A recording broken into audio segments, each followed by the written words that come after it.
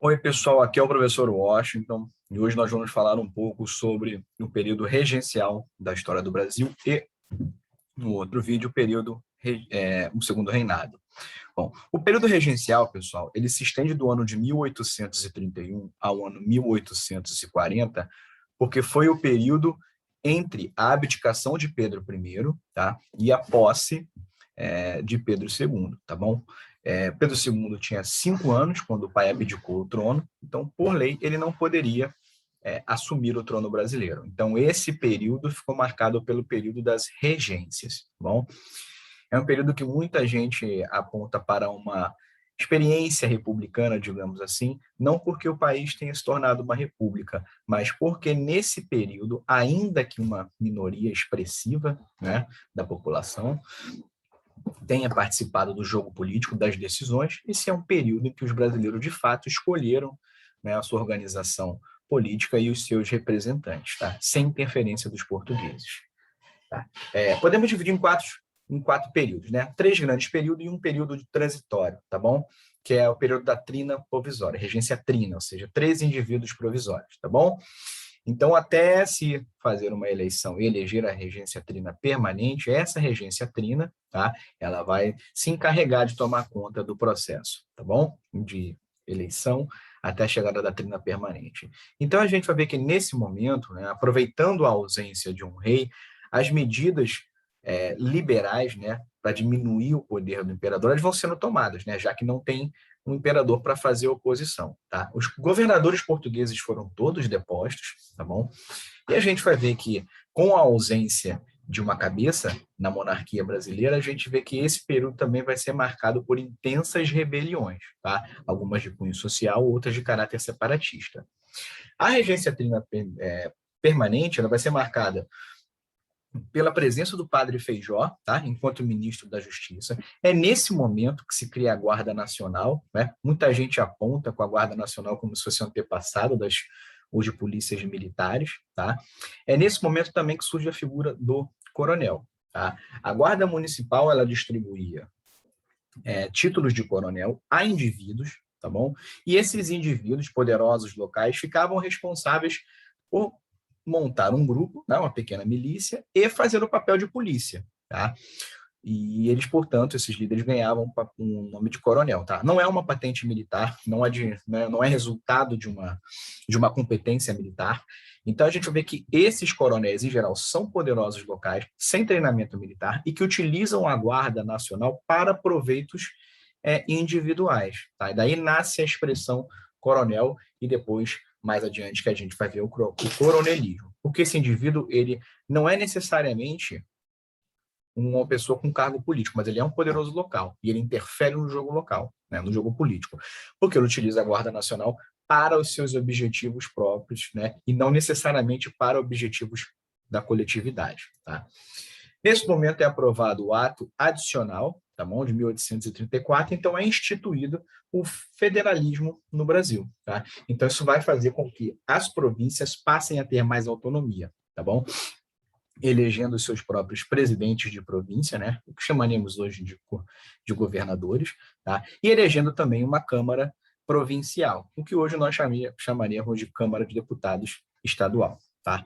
A reforma judiciária também ela vai mudar alguns pontos relacionados à eleição de juiz de paz, à eleição desses coronéis, enfim, questões mais pontuais que não vêm a caso nesse momento aqui.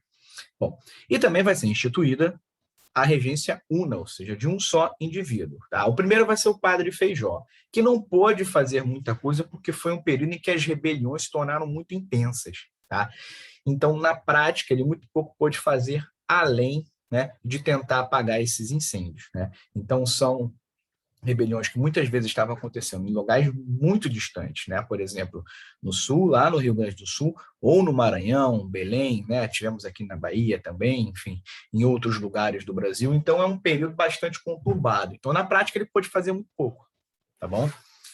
Os grupos políticos foram se dividindo em dois, tá? os chamados regressistas, que vão ser os conservadores, tá? E aí conservador no sentido de não querer mudanças, tá? De querer voltar para uma organização do Estado anterior ao ato adicional de 34, ou seja, uma organização centralista e não federalista. E os progressistas, né, que darão origem ao Partido Liberal, são a favor, sim, do federalismo e de outras modernizações do Estado, tá bom? Os regressistas apresentam, né, uma lei interpretativa ao ato adicional de 1847, tá bom? A regência trina do Padre Feijó, ela cai, tá bom? E é instituída a regência una do Araújo Lima, né, que é um conservador, ou seja, ele deseja, assim como o seu grupo, retorno para a organização de Estado anterior ao federalismo, tá? Só que esse é um período bastante conturbado. Então, muitos desses indivíduos aqui, da classe política, chegaram à conclusão de que o Brasil era um país que tinha como principal problema ser uma monarquia sem um rei. Então, a gente vai ver que os liberais, né, os progressistas, eles se organizam em torno de Pedro II e aplicam o chamado golpe da maioridade, tá bom? Por que é chamado um golpe? Porque ele quebrou a regra constitucional. Então, pela regra constitucional, o Pedro teria que ter 21 anos para assumir o trono. Ele tinha 15 nesse momento, né? De 14 para 15 anos. Então, ele era ainda muito jovem. Tá? No entanto, ele foi empossado imperador do Brasil, porque era uma tentativa de mostrar que a monarquia tinha, de fato, uma cabeça, digamos assim. Então, com isso, a gente vai ver que termina o período regencial, tá? E aí já começa o segundo reinado, que a gente vê um pouco mais adiante. Mais importante da gente prestar atenção aqui, para além desses detalhes burocráticos, é a questão das chamadas rebeliões, tá? Em destaque para o concurso aqui dos oficiais, né? A gente tem isso também lá no vídeo sobre resolução de questões. Lá no vídeo de resolução de questões, a gente viu que caiu, por exemplo, algumas dessas rebeliões da Bahia que aconteceram aqui nesse momento, tá? Então, destaque para Malês, depois a gente vai ver Sabinada, tá bom? Mas é importante que a gente veja dos outros locais também, né? Porventura caiam. Bom, o que a gente tem que saber aqui? Primeiro, são dois grandes grupos de rebeliões. Rebeliões de caráter social, ou seja, que elas se voltam contra a estrutura da sociedade, estrutura excludente, tá? E rebeliões de caráter separatista, ou seja, que querem separar um pedaço do Brasil e formar uma república, né? Separada do resto da nossa monarquia, tá bom? Todos esses movimentos foram sufocados, tá? Nenhum conseguiu o objetivo pelo que se propôs, mas eles marcam, né, uma tensão da sociedade brasileira que é muito desigual, tá? E marcam também tensão entre grupos políticos que não necessariamente querem fazer parte do mesmo país, tá? Primeira rebelião que a gente vê aqui, tá? Rebelião da Cabanagem, na região do Pará, que hoje seria quase toda a região norte do Brasil, tá? Na época estava tudo junto. Então a gente vai ver aqui, os principais grupos envolvidos serão mestiços, índios e escravos. E aí a gente já tem um padrão para prestar atenção aqui. Quando esses grupos da camada de baixo se rebelam, a repressão por parte do Estado é sempre violenta. Isso se mantém um padrão que a gente vê até hoje, tá? Hoje bem menos, claro, do que naquela época, com uma intensidade bem menos violenta do que se via naquela época, tá? Inicialmente, qual era o grande problema? A aristocracia, ou seja, os grandes fazendeiros locais, né, eles tinham muitas diferenças com os comerciantes portugueses, porque os comerciantes portugueses jogavam o preço lá para baixo dos seus produtos, né, da aristocracia, para revender mais caro na Europa. Então, esses sujeitos se organizaram, a aristocracia, depuseram o governador, tá? E entraram lá no lugar. Então, o que eles queriam, né, não fica muito claro, porque um grupo fala em separatismo, outro fala em república, outro fala em ficar junto. Tá? Por que ele não é muito organizado? Porque logo que a aristocracia chega ao poder, ela não consegue controlar as camadas de baixo. Então, essas camadas de baixo não querem só a deposição do governador e a expulsão dos comerciantes portugueses, eles querem mais, né? Então, querem reivindicação para que os seus direitos garantidos na Constituição sejam feitos valer, né? Então, é um problema de estrutura social, que tem a miséria, né, a violência, a exclusão social como pano de fundo, tá bom? A gente vê que eles chegam ao poder, tá? por um curto pedaço de tempo, porém, por traições internas, né, problemas de divergência, esses indivíduos acabam sendo violentamente reprimidos. Tá? Há quem fale de algo em torno de 30 mil indivíduos que morreram nessa rebelião, tá? Uma parte significativa da população paraense no momento. Aqui a gente vê uma outra rebelião, também muito perigosa, né, se olhada pelo ponto de vista de quem está em cima, lá no topo da política, que é a revolta dos malês, aqui na Bahia, tá bom? 1835. O que ela tem de perigosa? Porque ela é feita por negros, sejam negros forros, né, os negros que conseguiram comprar sua liberdade, sejam os escravizados, mas todos eles eram muçulmanos, ou seja, eles têm uma unidade cultural, de idioma, de identidade. Tá? Então, esses sujeitos se voltam contra o que no posicionamento deles era ruim. Então, claro, a escravidão, a discriminação racial são a favor do do abolicionismo, né? Só que a gente não sabe muito bem qual era o projeto deles, tá? Então há quem fale de separar a Bahia, formar uma nação negra, expulsar os brancos, mas nada muito bem comprovado, porque os registros que temos dessas rebeliões, né, são registros feitos pelas autoridades que pintavam muito mal esses indivíduos, né?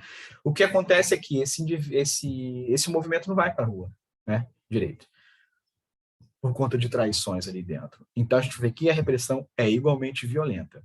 Tá? Camada de baixo se rebela, camada de cima responde com violência. A balaiada, lá no Maranhão, também a gente vê que grupos lá de baixo, tá? Vaqueiros, artesãos e escravos, tá bom? Então a gente vai ver que esses grupos, eles se revoltam, tá? Não é uma revolta unificada, ou seja, explodem revoltas aqui e acolá dentro da província do Maranhão, que torna, inclusive, ela ser um pouco mais complicada de terminar, justamente porque não há uma previsibilidade, não há um projeto, esses indivíduos não sabem muito bem o que querem, né? Querem a melhoria da sua situação, mas não apontam para um projeto, né? Ou seja, como fazer isso. Também violenta repressão por parte do governo. Tá? Para a gente concluir aqui, vemos duas outras rebeliões. Essas aqui de caráter separatista, tá bom? A primeira, deixa eu colocar aqui. A primeira a gente vê que é a Sabinada, tá bom? Aqui na Bahia também. Leva esse nome por causa do seu líder, né? Fernando Sabino, tá? É uma rebelião feita por camadas urbanas. Tá? Então, a gente já está falando de gente ali das camadas médias, né? É aquele pessoal que não é nem um grande comerciante ou grande fazendeiro, mas também não está ali abaixo. Né? O escravizado, o negro forro, o branco muito pobre. São pessoas de camadas médias com leve acesso à educação, portanto, com já um pensamento um pouco diferente. Tá? São contra a lei interpretativa do ato adicional, ou seja, querem manter o federalismo, né? E por acaso Bento Gonçalves, que era um dos líderes da Revolução Farroupilha, né, que a gente já vai ver logo em seguida, foi preso em Salvador, tá?